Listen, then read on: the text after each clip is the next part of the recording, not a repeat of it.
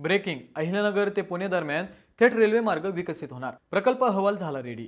अहिल्यानगरकरांसाठी पुण्याचा रेल्वे प्रवास आता अधिक सोपा होण्याची शक्यता आहे। अहिल्यानगर पुणे नवीन रेल्वे मार्गाचे अंतिम स्थान सर्वेक्षण पूर्ण झाले असून प्रकल्प अहवालही तयार करण्यात आला आहे। आता या अहवालाला मंजुरी मिळाल्यानंतर पुढील तांत्रिक आणि प्रशासकीय प्रक्रिया सुरू होणार आहे। सध्या अहिल्यानगरहून पुण्याला जाणाऱ्या रेल्वे गाड्यांना दौंड मार्गे वळसा घ्यावा लागतो।